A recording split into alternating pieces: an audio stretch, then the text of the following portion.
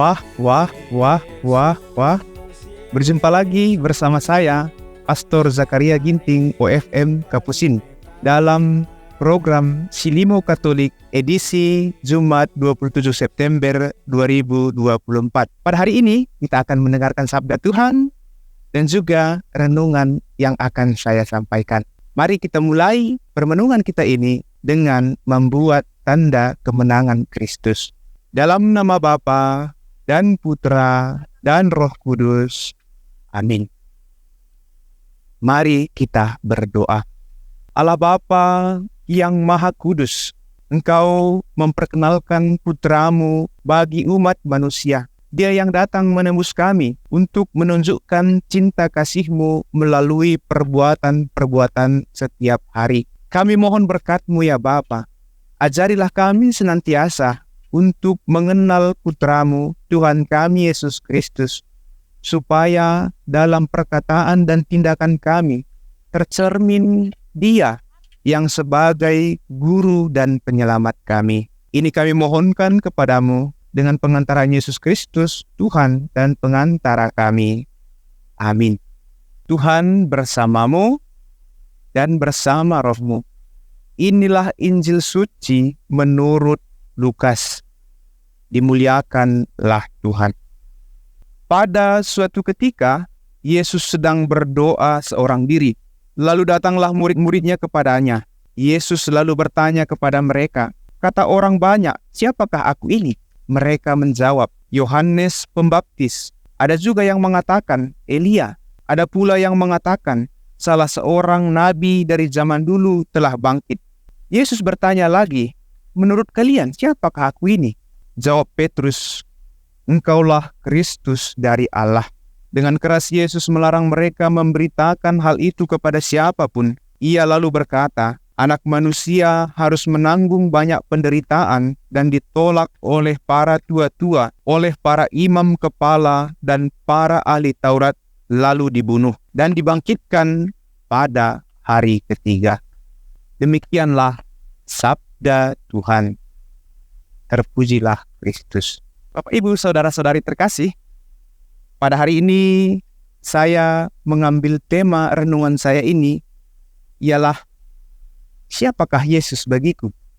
Bapak, Ibu, Saudara-saudari terkasih, secara umum kecakapan akan diperoleh dari guru yang mentransfer ilmu kepada muridnya. Maka setiap orang yang dikatakan murid ataupun pengikut akan mengikuti apa yang dikatakan oleh gurunya.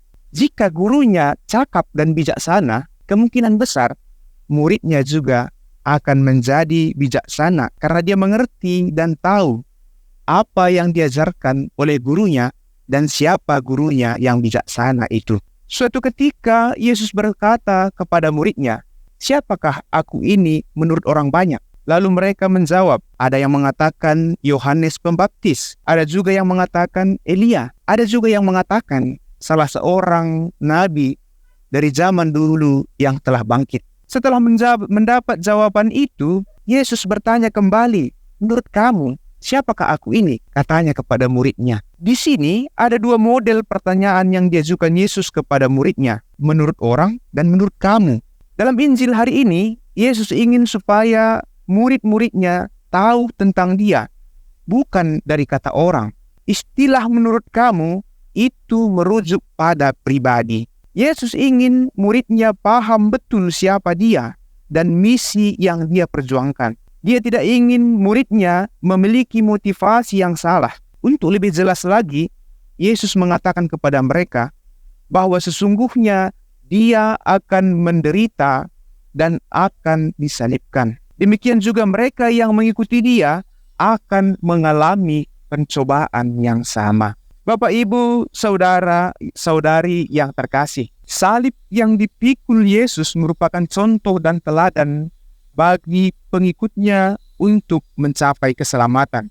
Maka, penderitaan salib itu bukan penderitaan karena kesalahan, kecerobohan, dan kesembronoan, tetapi merupakan resiko dari mengasihi sesama. Yesus yang demikianlah yang harus kita kenal, pahami, dan hidupi.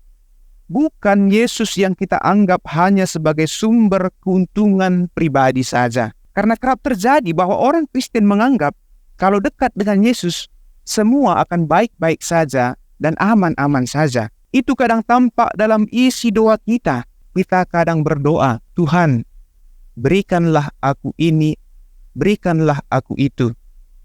Tuhan, aku ingin punya mobil, punya rumah, punya ini, punya itu. Tuhan, aku ingin menjadi begini dan menjadi begitu. Kalau begitu, pertanyaannya adalah, kita pengikut Tuhan kah? Atau memerintah Tuhan? Saudara-saudari yang terkasih, seyogyanya sebagai pengikut, kita hanya meminta kekuatan supaya dalam setiap apa yang kita lakukan yang berkenan kepadanya, Tuhan ikut serta di dalamnya. Inilah permenungan yang dapat saya katakan kepada kita, yang dapat saya bagikan kepada kita semua. Jadi, kalau demikian, siapakah Yesus bagimu? Amin. Marilah kita berdoa. Allah Bapa yang Maha Baik, kami bersyukur atas sabda yang telah Kau berikan kepada kami. Kami juga bersyukur atas Tuhan kami Yesus Kristus yang adalah guru bijaksana yang Kau berikan kepada kami. Semoga dengan mengikuti putra-Mu, kami senantiasa menjadi orang yang bijaksana dan mengerti apa yang Dia katakan dan perintahkan kepada kami. Ini kami mohonkan kepadamu dengan pengantaran Yesus Kristus Tuhan kami yang hidup dan berkuasa kini dan sepanjang segala masa. Amin. Tuhan bersamamu dan bersama rohmu. Semoga Allah Bapa yang Maha Kuasa memberkati saudara-saudari semua dalam nama Bapa dan Putra dan Roh Kudus. Amin. Tuhan memberkati kita semua. Wah, wah, wah, wah, wah. Yesus, Yesus, haren hipalimetai.